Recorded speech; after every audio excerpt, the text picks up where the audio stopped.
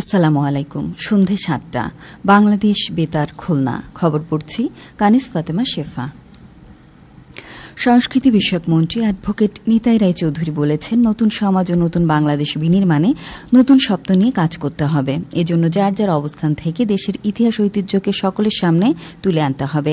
তিনি আজ মাগুরার মোহাম্মদপুর উপজেলার হাটবাড়িয়ায় নিজ বাসভবনে দলীয় নেতাকর্মীদের সঙ্গে মত বিনিময়কালে কথা বলেন।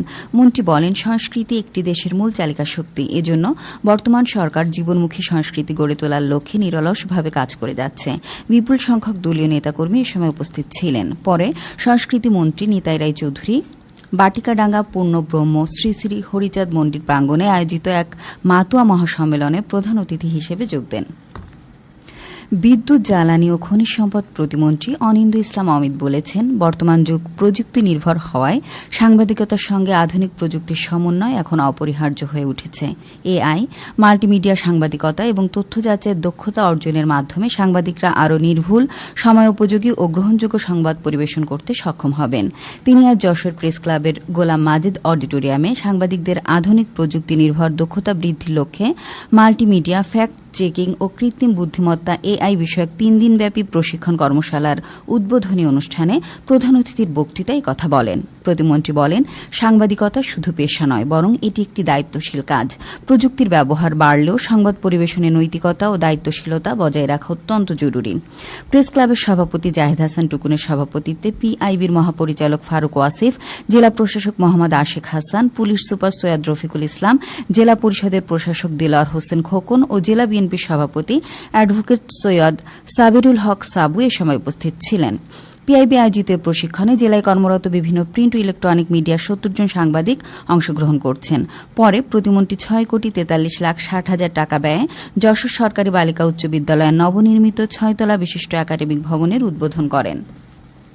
গণভোটের রায় বাস্তবায়ন, জনদুর্ভোগ লাঘব সহ বিভিন্ন দাবিতে খুলনা মহানগরীর সার্কিট হাউস ময়দানে জামাত নেতৃত্বাধীন 11 দলের এক বিভাগীয় সমাবেশ আজ অনুষ্ঠিত হয়। জামাত ইসলামের আমির ও সংসদীয় বিরোধী দলীয় নেতা ডাক্তার শফিকুর রহমান এতে প্রধান অতিথি ছিলেন।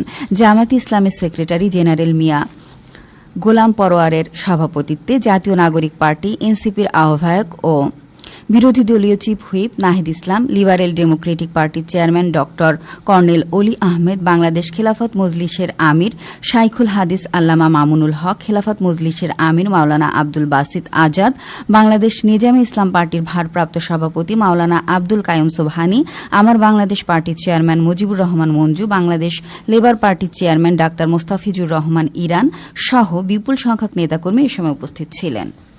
পবিত্র আশুরা উপলক্ষে সার্বিক নিরাপত্তা ব্যবস্থা গ্রহণের লক্ষ্যে শিয়া সম্প্রদায়ের নেতৃবৃন্দের এক মত বিনিময় সভা আজ খুলনা মেট্রোপলিটন পুলিশ কেএমপি সদর দপ্তরের সম্মেলন কক্ষে অনুষ্ঠিত হয়। সভায় তাজিয়া মিছিল সহ বিভিন্ন ধর্মীয় কর্মসূচি শান্তিপূর্ণ ও সুশৃঙ্খলভাবে সম্পন্ন করার লক্ষ্যে বিস্তারিত আলোচনা করা হয়। এছাড়া আশুরা উপলক্ষে মহানগরীর গুরুত্বপূর্ণ স্থানগুলোতে পর্যাপ্ত পুলিশ মোতায়েন, গোয়েন্দা নজরদারি বৃদ্ধি এবং প্রয়োজনীয় নিরাপত্তা ব্যবস্থা গ্রহণের উপর গুরুত্বারোপ করা হয়। অতিরিক্ত পুলিশ কমিশনার মোহাম্মদ রাশিদুল ইসলাম খানের সভাপতিত্বে ডেপুটি পুলিশ কমিশনার সহ শিয়া সম্প্রদায়ের নেতৃবৃন্দ এ সময় উপস্থিত ছিলেন। খুলনা বিশ্ববিদ্যালয়ে collaborative research in social science theories, opportunities and practical methodology শীর্ষক এক কর্মশালা আজ খুলনা বিশ্ববিদ্যালয়ের ইউআরপি লেকচার থিয়েটারে অনুষ্ঠিত হয়। বিশ্ববিদ্যালয়ের উপাচার্য প্রফেসর ড মোহাম্মদ হারুনুর রশিদ খান এতে প্রধান অতিথি এবং ট্রেজারার প্রফেসর ড মোহাম্মদ নুরুন নবী বিশেষ অতিথি ছিলেন। সামাজিক বিজ্ঞান স্কুলের ডিন প্রফেসর শেখ শারাফত হোসেনের সভাপতিত্বে সামাজিক বিজ্ঞান স্কুলের বিভিন্ন ডিসিপ্লিনের শিক্ষকগণ কর্মশালায় অংশগ্রহণ করেন। বর্ডার গার্ড বাংলাদেশ বিজিবি সদস্যরা গতরাতে যশোর নড়াইল মহাসড়কে ঝুমঝুমপুর এলাকায় অভিযান চালিয়ে প্রায় 7,68,00,000 টাকা মূল্যের 31টি স্বর্ণের বার সহ 2 জনকে আটক করেছে। আটককৃত স্বর্ণের বার কাস্টমস হাউজে জমা দেওয়া হয়েছে এবং আটককৃতদের সংশ্লিষ্ট থানায় সোপর্দ করা হয়েছে। খেলার খবর, ফুটবল। চুয়াডাঙ্গা টাউন ফুটবল মাঠে মজিবুল হক মালিক মজু স্মৃতি ফুটবল টুর্নামেন্টের ফাইনাল খেলায় টাইগার জাকির ক্লাব 1-0 গোলে আরাতে স্পোর্টিং ক্লাবকে পরাজিত করে চ্যাম্পিয়ন হয়েছে।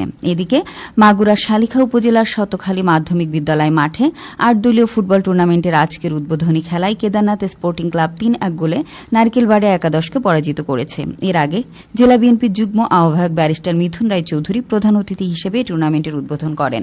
সবশেষে আবহাওয়া।